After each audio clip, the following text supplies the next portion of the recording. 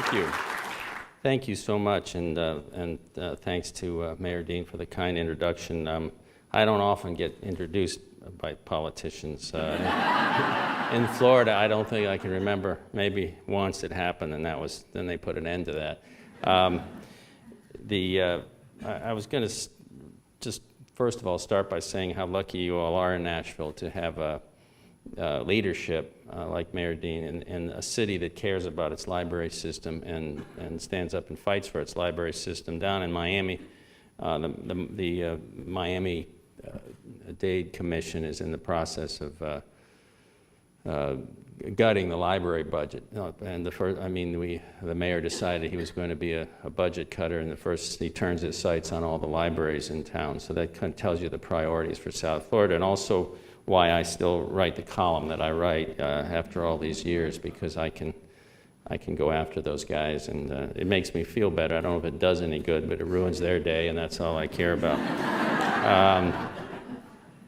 I'll tell you a little bit about this novel. I sort of came to the writing of kids' novels in a weird way.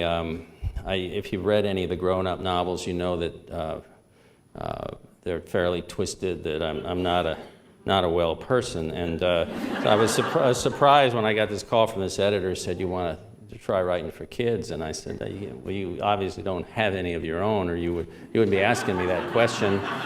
And but then the more I thought about it, and the kids like funny books, they like irreverence, they like books that sort of bring grown-ups down to size and make fun of grown-ups. And I thought about it, and that's what I've been doing for almost 40 years in the newspaper business, is making fun of grown-ups in Florida. So, I thought maybe I could do the transition. And as the mayor said, then I would have a book that I could give to the kids in my own family without being afraid of corrupting them in some way. They were all kind of asking. My stepson was 11 when I wrote Hoot, and all of them, and the nephew and nieces, and they all wanted to know what Uncle Carl did for a living, and could they read? And they would read, the little hands would go up on the book toward the striptease or something, and you'd have to slap them away and move the book up higher.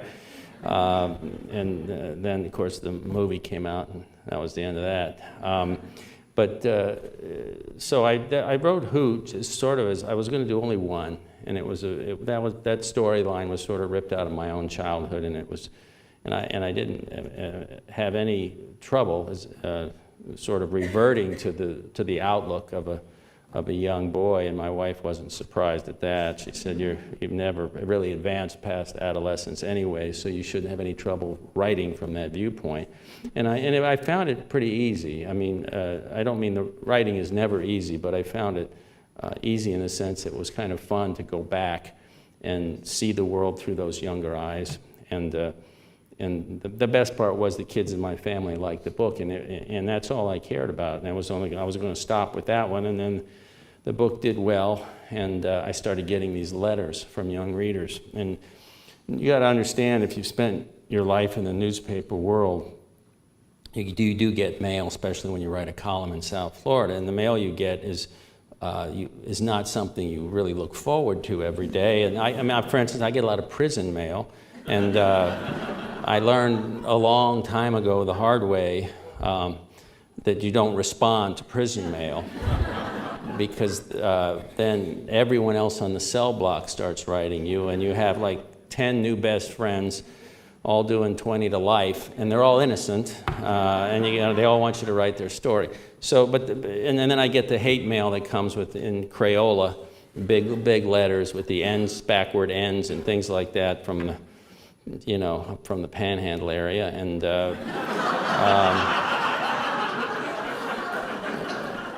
so I wasn't a big one for opening my mail, although I did. And then I started getting these great letters from kids, and the kids, it's just wonderful, wise and funny and witty, and they were from all over the country, not just from Florida kids. And they got the message in that book, which was about these little burrowing owls that when I was a kid we had all over, lived in the ground, and beautiful little animals. And then as my neighborhood got developed and paved over, they would just come in and bulldoze the birds and their eggs and the nests and move on. And my friends and I had tried to mount a little vigilante action, and it's all statute of limitations is over now, so I can tell you this. We would take when they'd put down the survey stakes and it'd be all around the owl fields, we would just go out and rearrange the survey stakes and do some clever pattern so that then when they come back the next day, these poor dudes, and they're just doing their job. They'd come and they'd start looking and trying to figure out where they were supposed to pour the slab, and of course it looked like some sort of puzzle, and they were very confused. And we managed to delay some of it for a while, but eventually they put security guards out, and they just went ahead, and it's now pretty much all concrete. But at the time, when you're 10 or 11 years old and you don't understand the politics of growth and development, and in the case of South Florida, corruption is a major influence down there, and we didn't understand any of that. We just thought it was wrong, and it turns out kids everywhere, all over, and not just in this country, thought it was wrong. And so I got a lot of mail, and then the letters would always end, "When are you writing another book for kids?" And so my initial instinct to never write again for kids, I just couldn't do it. It was hard to turn my back on that audience. But it was so great. I still get tons of letters from all the kids' books. So when I started this book, I had this idea because this character of Skink, who has appeared in several of the grown-up novels, and he's not a role model either. He's not. He's a flawed hero in many ways, but the adult readers love this character, and it shows you how sketchy my fan base is, because his backstory is this. He was the governor. He came home from Vietnam. He was a decorated war hero. He was persuaded to run for office in Florida, and he against his best judgment, decided to do it. He gets elected governor, and he finds he has a tremendous disadvantage in Tallahassee, because he's completely honest, and he's really the only one up there who's completely honest, and he goes absolutely nuts in office after a couple months, and he one day just rips off his clothes and runs out of the governor's mansion and disappears. That's his backstory. And he lives off of roadkill. He doesn't like to waste anything, and we have an abundance of roadkill in Florida.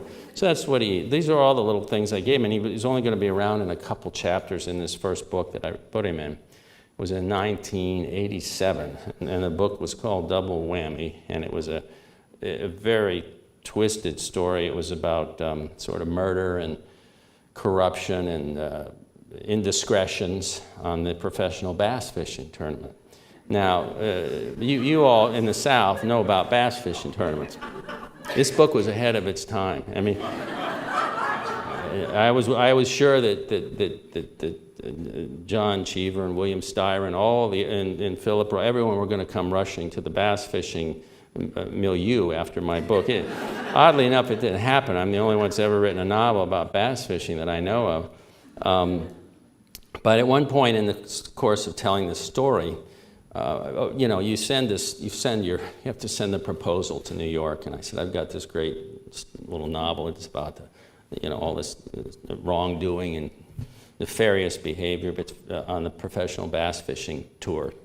And the editor in New York is like, what is bass fishing? And I said, well, if you're from the South, it's like NASCAR on the water. And of course, then what's NASCAR? But I needed a hermit guy for a couple chapters, and so I invented this skink character. My protagonist was running through the woods, or he's lost or something, and I needed a hermit guy. I needed an encounter with a hermit guy. This is literary insight for you. So I sat around. So I invented this particular hermit guy. I didn't want him to be just a sort of a standard Hollywood hermit. I wanted him to have an interesting backstory, and I thought Florida politics would do that.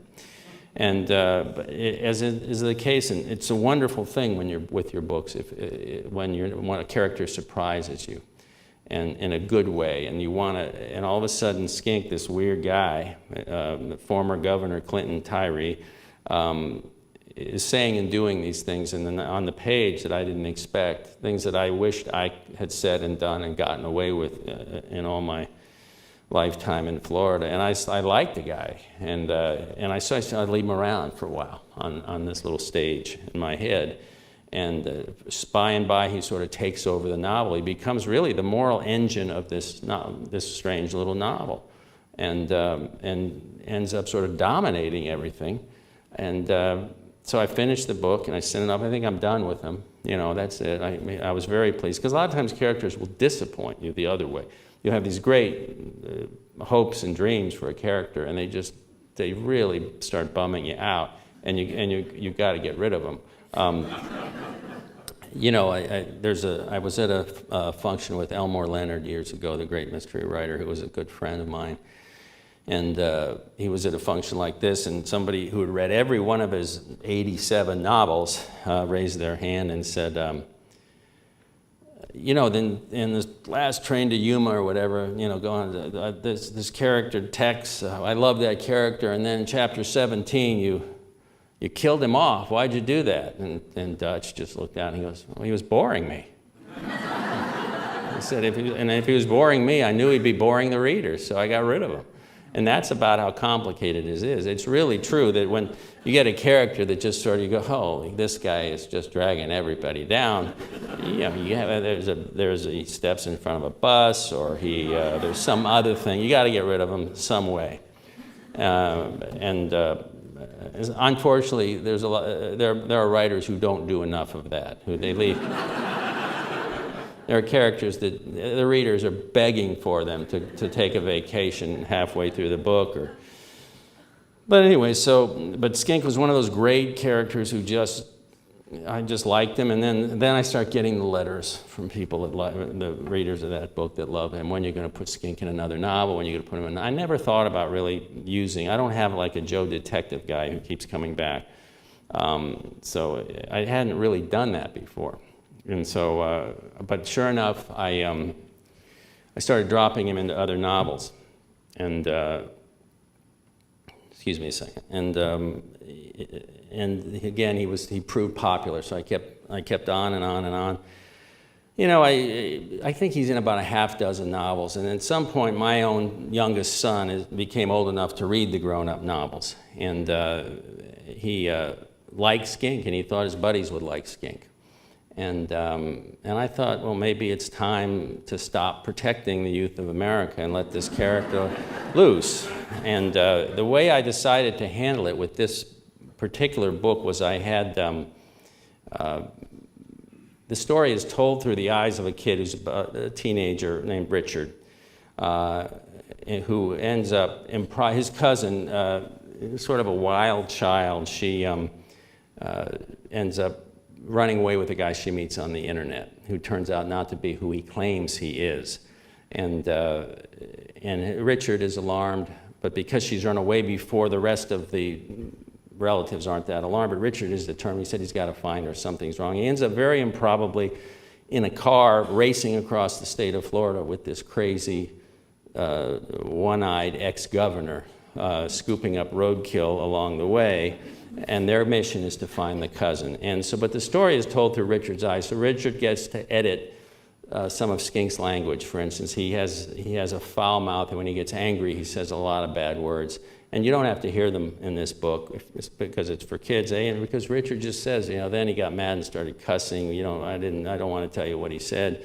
And it was a nice way to sort of filter out the rough edges.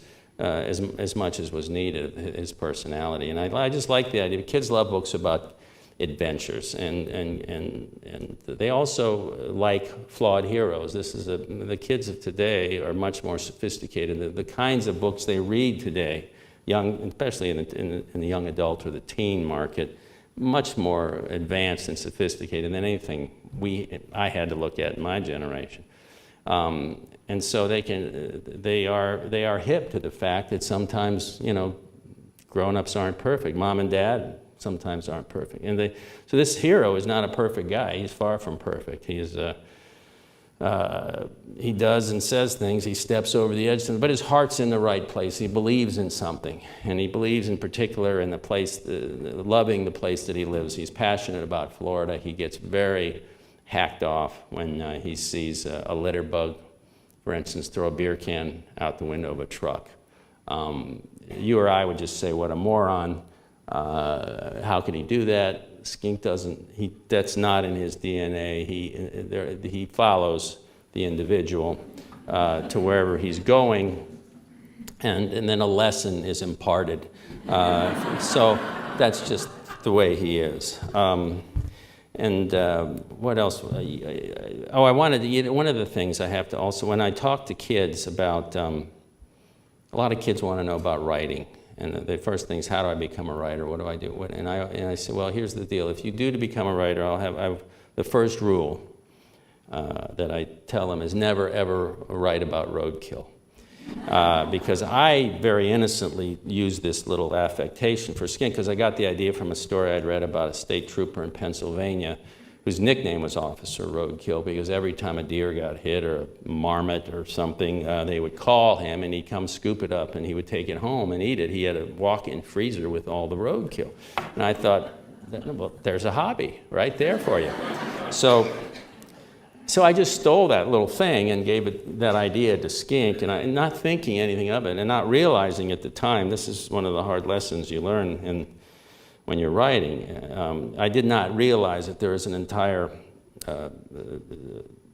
very disturbing subculture of roadkill aficionados in this country. And they write letters, and they send you recipes. And you like to think, oh, this is a joke, right? This gets somebody being funny. And then you realize when you start looking at the exact apportionment of garlic and cloves that they really do, that they do fix possum in that particular matter, and it's very tasty. It's the raw, again, it stirred up images in my mind of what a sketchy fan base I have. The low point of all this came when I was at a book signing in Illinois, and I see a guy in the back of the line holding something behind him, kind of marching towards me, and I was thinking the same thing you are. I'm thinking, oh God, I don't really need it. But he seemed normal in every other respect, and when he got up in the front of the line, he whirled around and presented me with an oil painting, not of a roadkill. An original, not, unfortunately, an abstract painting. And he said, here, I did this just for you in honor of skink and the roadkill. So, again, you don't know, I mean, part of the sick part of me is flattered by this. What's left of the normal part of me is horrified by this. And I went home back to the hotel, and I propped the painting facing away from me in the corner somewhere, and that night I was thinking, what was the process that led this gentleman to do this? Was he just sitting in his house, minding his own business, maybe watching the Bears game on TV or something, and all of a sudden he hears a screech of brakes outside, and he goes rushing out, he grabs his easel and he grabs his palette. He goes rushing down to the road, because the scene is this bucolic two-lane road, blacktop through all these canopied trees, and in the middle of, right on the center line, is this mushed fur, this creature, and I don't know, was it a beaver or nutria or whatever they have up there, Wolverine maybe, with very, very precisely painted tire treads. If I was an FBI, CSI guy, I could tell you whether they were Bridgestone or Goodyear or Yokohama, I don't know, but the guy clearly had gotten really up close and personal with the roadkill. And it kept me, I think I might have slept with the lights on that night. So that's my first guide. Whenever I talk to a group of young writers, I stay away from the roadkill subject. One thing I want to do tonight, and what I always do in the groups, is take as many questions as I can before I sign some books. And it's a little dark, but I think I can see, and I'll repeat the questions. Well, you're now so grossed out by the roadkill story that you aren't going to have any questions. But in case you do, I'm happy to repeat the questions for the audience, especially from kids if they're not trembling in their seats by now. No, you are, aren't they? Yes, ma'am. Your adult novels have children's novels have one. If they're a more young adult, will they have 3-word titles? The grown-up books do have the 2-word title, and the books for the younger readers had one. That just sort of started by accident, but it does make a little distinction. This book, this title, Skink, No Surrender, I don't write for categories, but as I wrote this book and turned in the pages, they said, well, this is really more of a young, what we call the YA market, a little bit older than, although my youngest grandson's 9 read it, and he thought it was, he had no problem with it, but of course he's got my genes, so that's scary as that might be. But so this was originally just called Skink. When I turned the manuscript in, that's all I wanted to call it. And they said, no, for this market, the teen market, you need a little more on the jacket, you need a subtitle, and and I fought, and we went through a number of subtitles. So this is what we came up with. I wish I could tell you there was some deep meaning, but I honestly, truly have no idea what that means. No surrender. It sounds good though, right? And so yeah, so that's what we went with. But I just called it Skink and send it in, and they sort of decide where it fits and all that. They like, one of the reasons for the grown-up novels, they like the 2-word title, is because it leaves more room for graphics, artwork on the jacket. The more you put on there, the less kind of artistic elements they can put on there. So that's one of the reasons they kind of like that. And sometimes I pick the title, and sometimes it's a compromise between, I come up with a list and we go through the list. It just depends, it depends on the book. Yes, sir. Well, you always have great music or song references in your books. Do you put a lot of thought into, or those just? I do like to make musical references. I have friends who are musicians, and it's my book, and I like to put the music I like into it. It's selfish, but I like to do that, and I try to choose something fitting for the moment or the character, or the scene, and just something that fits, but yeah, that's one of the another one of the selfish pleasures is if I've got to have cultural references at all. I probably will not be quoting Justin Bieber in any of my books. No offense, but I won't be. I'd stick to the music I like. And I found that over the years, because I get letters of musicians who are on the road a lot, they read a lot. They've got a lot of time. So I've been very, very lucky to be able to meet a lot of the sort of my musical idols from my childhood, that are still out and about. And the weirdest one of all, at one point I got a call from a guy, this was a few years ago, who works with the Grateful Dead, and he said, Phil Lesh and Jerry Garcia read your books, they're fans, why don't you come to a concert? And I'd never been to a Dead concert, I know a lot of people go over and over again, but I'd never been to one, so I went, and they put me behind the soundboard on set. I got to meet everybody, and it was fun, and it's very flattering to know these guys are interested in reading your stuff. And so they put me behind the soundboard on the stage, sitting next to the guy running the board and out in the audience in a Dead concert. It was just crazy. Everybody dancing and all kinds of blue smoke in the air, and. So I was sitting there, and there was a gentleman over here, an older gentleman to my left, and we struck up a friendship and everything else, and talking to him, and then the sound guy grabs me and drags me off the side. He says, "Just stay away from him." And I said, "Why?" He said, "That's Owsley." And I said, "Well, who's Owsley?" Well, like he was the main LSD guy for the entire generation of Haight-Ashbury. And he traveled with the Dead as their, I guess, personal pharmacist, you might say. And he said, and if he gives you something to drink, don't drink it. And that was my advice at the Dead concert. So thank you, Mr. Owsley. I'll stick to the Coca-Cola here. But anyway, so that was kind of cool stuff. So yeah, so I throw some musical stuff in there. Yes, young lady. Have you ever thought of having a girl hero? A girl hero? I have thought of it. In every one of the books I do for kids, there's some really strong girl characters, but because I'm a boy, it's hard for me to see through the eyes of how a young girl would see. And I grew up with 2 sisters in the house, and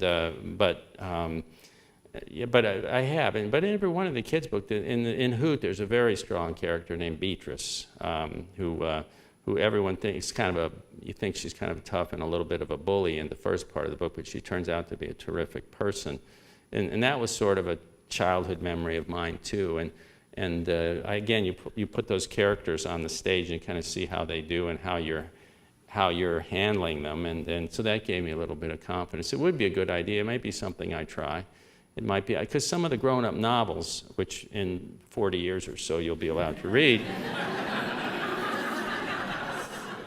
the main characters are women in those novels. But that's because I think I've been lucky in my grown-up life to have known a lot of very, very strong women, and so I could sort of draw those characters a little more crisply, if that makes sense to you. Yes?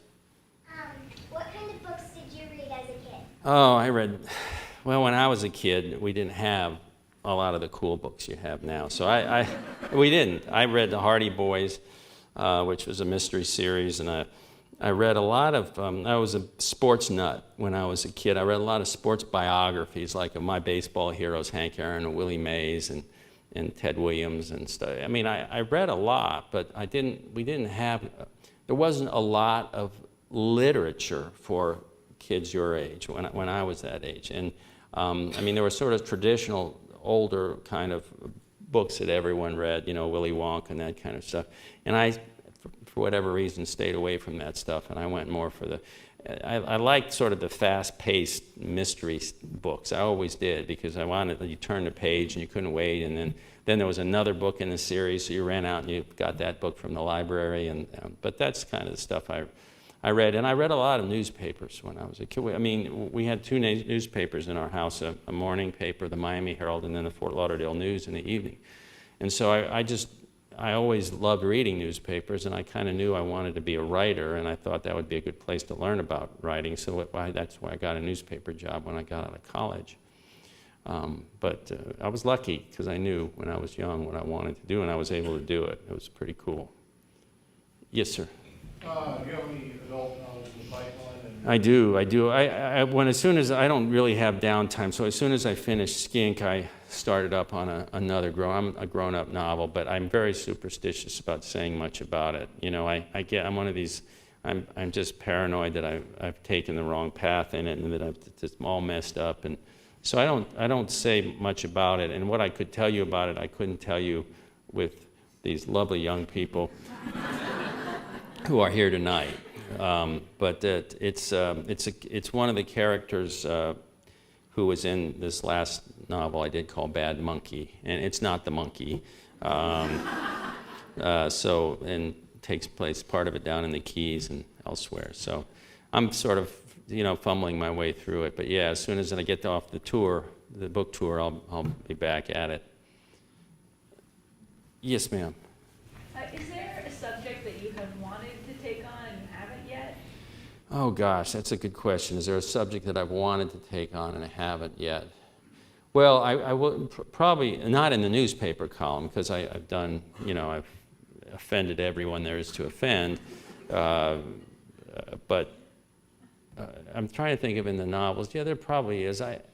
But every day you read the papers in Florida, and there's so much material, and you get part of you says as a writer of satire, you're just salivating over it.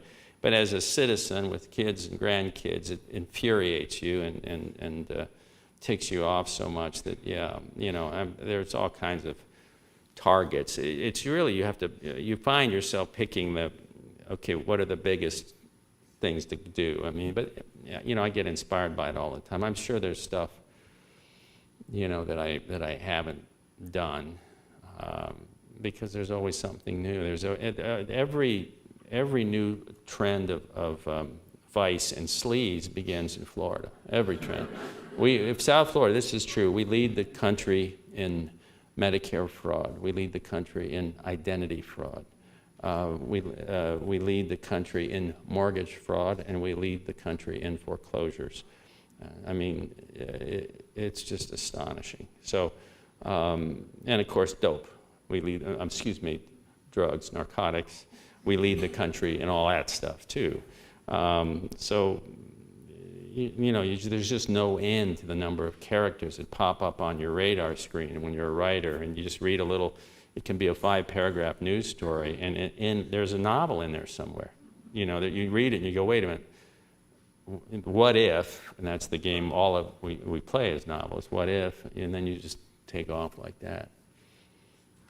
Oh yeah, I'm sorry. You've had your hand up a long time. I apologize. As a prolific writer, do you write only one novel at a time, or do you juggle several? Do I do one novel at a time, or do I juggle? I only do one at a time. I mean, I know a lot of writers who write more, who do. Some of them have a stable of writers working for them. But I can't. I can only focus on one thing at a time, and especially because. But the kids' books alternating is good. I mean, it gives me a little bit of a break, and there's enough of a difference in the rhythm and the pacing of the books and the kids' books that I do get a little breather from it. But I don't. I do not. I can't even conceive of trying to work at more than one book at once. I mean, the work would suffer. It absolutely would suffer.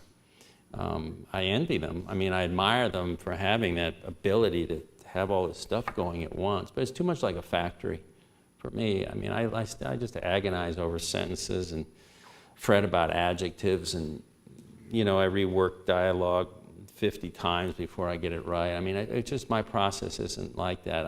I'm not working from an outline, so I have no idea where the books are going. And I have no formula. So it's just, I'm winging it. It's like on a tightrope, the whole time for me. So I couldn't possibly do more than one. Yes, sir. Being Music City, I have to return to music. On your website, among the links that you have, there's a link to Jimmy Buffett's Yes. Margaritaville and Warren Zevon. Yes. Could you elaborate on your friendship? Well, these are two examples. I'll start with Warren Zevon, who was an incredible rock and roll performer and writer and a wild person in the old days, and excitable boy and Werewolves of London and all that stuff. And he is a prolific reader, very intelligent, on one of these off-the-chart IQ guys. And I had mentioned his music, which I had liked since I was a kid, in one of my novels. And he showed up at a book signing in L.A. and just showed up, and he had a very deep voice. And I'm signing books, and he's approaching, and he said, "I'm Warren Zevon." I shook his hand, and I didn't know whether what he was going to do, because if he didn't, I knew I'd heard the stories, and I didn't know if he didn't like what I wrote, then I was in trouble.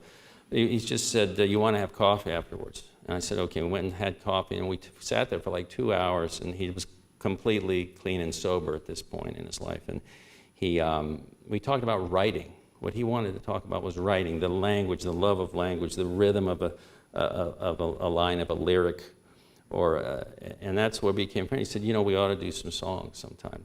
He said, "If I send you some song ideas, you want to do some lyrics?" So we ended up doing 3 songs together. The first one we did was a song called Seminole Bingo, and it was because Warren had played this joint in Lauderdale, and he stayed at a hotel. And I was waiting for him in the lobby, and he came down. In those days in Florida, hotels, they had racks and racks of tourist brochures, where you picked them. "Oh, I want to go see this." And he picked one up, and it was for Seminole Bingo. This was before the Seminole tribe had the full casinos. It was bingo. And he just looked at it. He had that way, and he cocked. He said, "That'd be a great title for a song, Seminole Bingo." And he stuffed it in his jacket. And we did that one. We did a song called Rottweiler Blues. And then we did a song called Basket Case, as he did it as a favor to me because of the novel. And we did that one together. So it was the greatest experience of my life. And he was a dear, dear friend to me, and a fantastic writer. And when he did die, all the people that did tributes to him, Bob Dylan, Springsteen, Petty, everybody in rock and roll, Bonnie Raitt, everybody loved his stuff and had either covered it at one point or so. But Warren was a good friend. And then Jimmy Buffett, when Tourist Season, which is the first novel I ever wrote by myself, came out in '86, I got it, and I knew Jimmy's work. I was a fan of Jimmy's, and he called me from L.A. and where he was for some reason, and he wanted to option the rights the movie rights to the book, and they'd already been, Paramount or somebody had already had the movie rights to that book. But we talked on the phone, we became friends, and the next time when he was back in Key West, he called me, and we went down, we just started talking, and it was the same thing. We just, he loves to fish, and Florida in common and everything else, so we've just been friends a long, long time. And speaking of this particular book, he called me at one point and said, "Can you come down to Key West to the studio?" Which was on the shrimp docks, the old shrimp docks in Key West, if you've ever been there. And he said, "I want you to hear something." And so I said, "Sure." And I was living in the Keys at the time, and I drove down and go in the studio, and he plays this song, and it was based on the main character in Tourist Season, this crazed, I know, far-fetched, an insane newspaper columnist named Skip Wiley. So the name of the song was The Ballad of Skip Wiley. And Jimmy had done it. And in the song, he mentions Skink, who's not in that book, but he mentions him as well. And it was just blew me away. I mean, it was a pretty cool thing to have one of your music heroes do that. And they needed to, there was some part of that song, and it's been a long time since I remember it, but it was on an album called Barometer Soup. But at the beginning, they needed a bunch of sounds of cocktail glasses clinking together, or some like people drinking and having a good time. I know, odd for a Buffett song, right?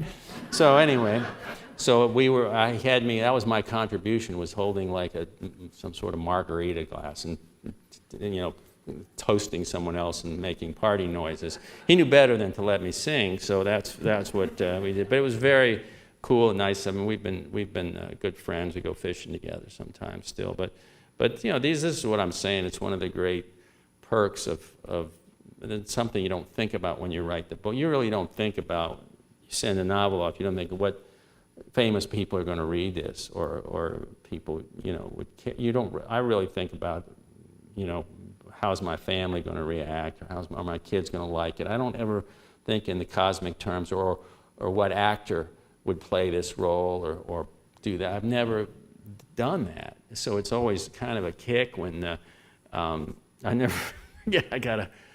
get an email one day from David Crosby of Crosby, Stills. David Crosby's got an interesting history too, but he's a very sweet, good person, and he's a maniacal reader. He reads everything, and he'd read all the novels, and he just wanted me to come to a show so he could meet me. And I said, "Yeah, I think I can swing that. I'll stop by. I'll make time for you, David." And anyway, that's the sort of thing. It's like, who would ever dream that, So I've been lucky. I've been lucky that way.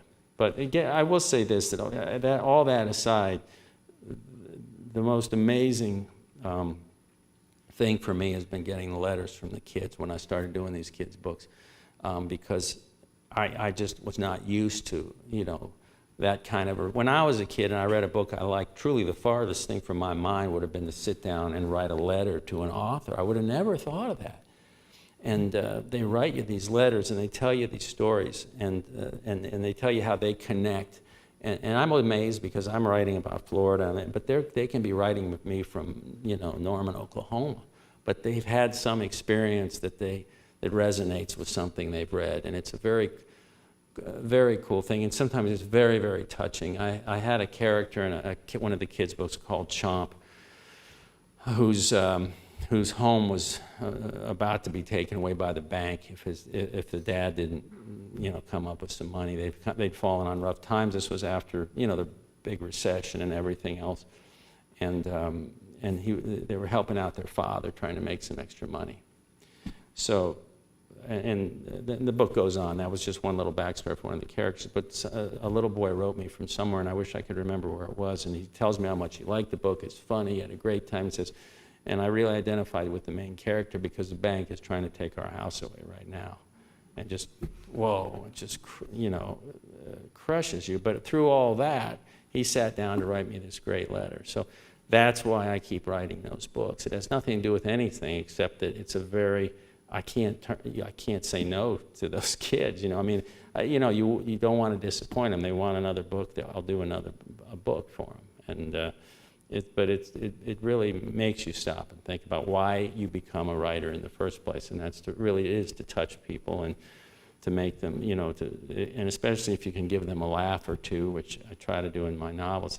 We live in an age where all of us need a laugh almost every day. If you read the news, you need to at least smile at something. So it's important. It's good to hear from people like that. Yes, yes, ma'am. Do you have time to read now? And if you do, what do you read? That's a good question. I think a lot of novelists will tell you that the great sadness is you don't have much time to do reading. And I try not to read fiction when I'm in the middle of writing a book. I do it on purpose because I don't want to be unconsciously infected or affected by another writer's style. It can throw you off your game. So I try not to. I do read some, and I get sent books in advance copies of books from friends and things, and you feel an obligation because they want something for the jacket, some nice comment and all that, or from a publisher or editor that I know says this is really a great book. And then once in a while, it really is a great book, and I'm thrilled that they sent it to me. Sometimes you're in a situation where it's an okay book, but you feel obliged. So I don't, what I'm saying is what I end up reading is not sometimes what I choose to read. It's just like, oh gosh, this is a nice person and they want me to look at the book, and I wish I had more time to, when I read the most probably is on airplanes and when I'm not home because I'm not working then and I'm not working on the column or anything. So I try to use the travel time to do the reading. I wish there's a big stack of books on the nightstand, and I did read, like for instance, I just read the new Martin Amis book that was sent to me in galleys, not for a blurb, but just because I follow his stuff pretty closely, so I made some time to read that. It's kind of an overpowering book, but he's a very gifted writer, so I sort of made time over one of the holiday breaks to do that. That's it? Yeah, I know there's, yeah. Yes, sir. Have you ever had someone come after you for defamation or anything else because they thought they were one of the characters? No, have I ever had anyone come after me because they thought they were one of the characters? Never. No, I don't. The only thing that's come up, it's been with this skink character where there were at least 3 former governors of Florida. That's true, who would tell people that they were skink. If you've read the grown-up books, doesn't that make you, it sort of reinforces my view that politicians can be somewhat detached from reality. There was never a governor like this. Florida would have been a better place if there was. But they understood that he'd become sort of this folk hero and kind of character in Florida, so they would tell people, oh yeah, that's the Hiaasen, all that after me, and I wanted to wring their necks, but I mean, in the end I just laughed and laughed it off. But that's the only time, and that isn't defamation. It was reverse defamation of me. It was defamation of that I would do something like that. But no, I've never in the newspapers. There's only been truly only one lawsuit in all the years, and it was filed by the mayor of Miami at the time. Of course, it was a public figure, and they don't win lawsuits like this because I write an opinion column, and so I had taken to calling him Mayor Loco, and in the column, Mayor Loco, because he was behaving in a what I perceived to be a clinically deranged fashion. Not a doctor, just my personal opinion. I mean, he'd shown up in the lobby of the Miami Herald building one morning in his bathrobe.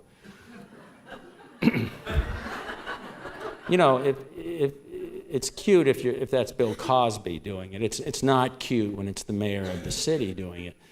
And because he just wanted an early copy of a paper that he thought was something bad was going to be said about him in one of the Heralds.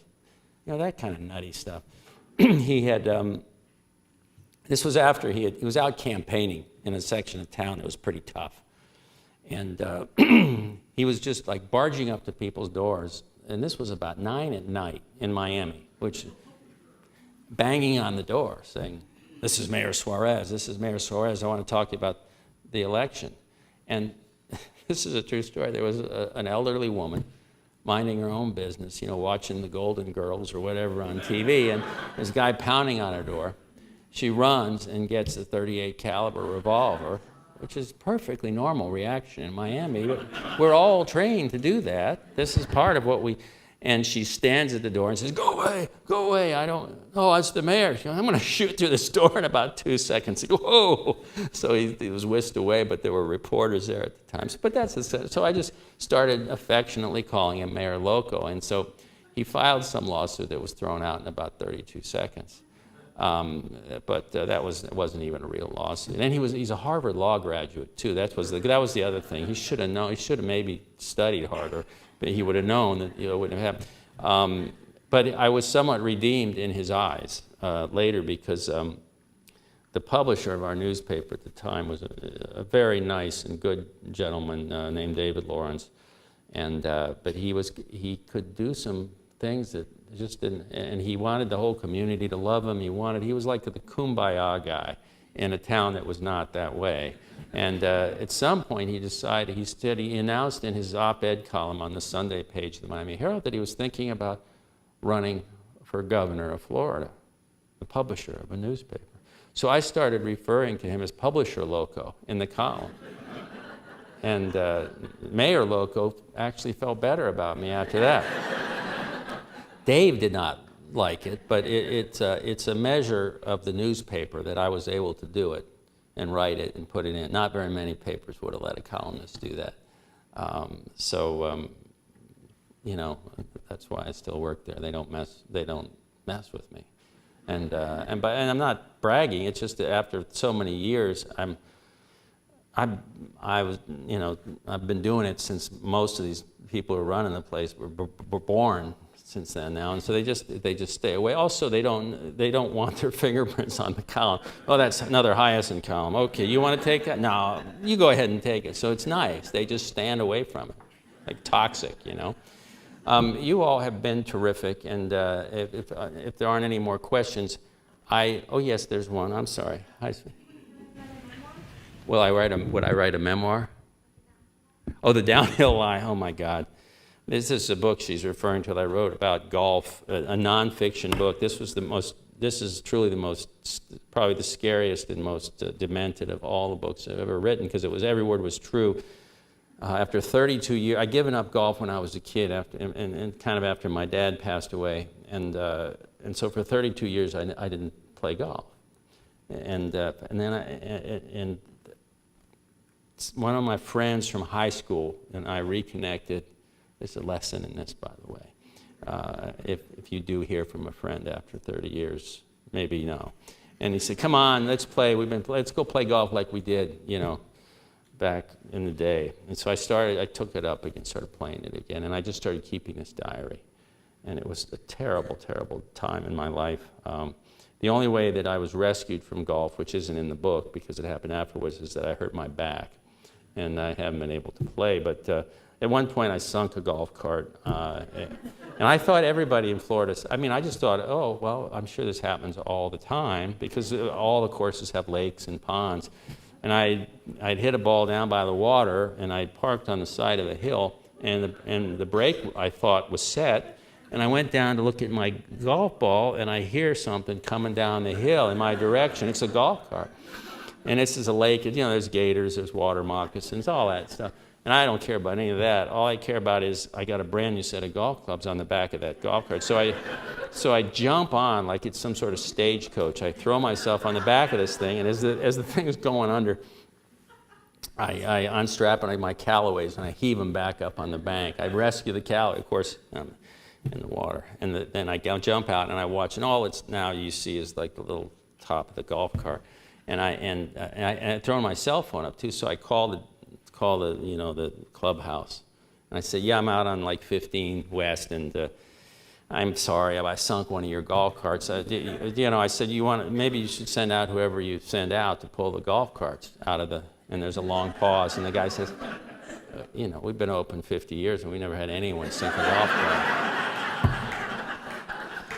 So now, I said, well, God, do you want me to wait or keep playing? He says, keep playing. So everything's wet, so I take off my shoes, and I'm playing barefoot all by myself. I'm walking, dragging my club. And I come around the other backside of the course, the backside of the same lake, and there's a Jeep Cherokee, 4-wheel drive, and there's some guy sullenly sitting in it, and he's got a chain hooked up to the golf, and I see him dragging the golf cart out of the water. Oh my God, it was just the most horrible thing I ever did. It's terrible. And I asked calling my friends who've been playing golf their whole lives, and I said, you sunk a cart, haven't you, before? Are you out of your mind? How do you sink a golf cart? So, anyway, that's the sort of, but no more memoirs for me. That was it. That was too much confession right there. So, but anyway, my life is not that interesting. So anyway, you all been terrific. I will see you. I'm not sure where I'm signing. Ken's going to save me. Anyway, I'll see you wherever I'm signing. Thank you.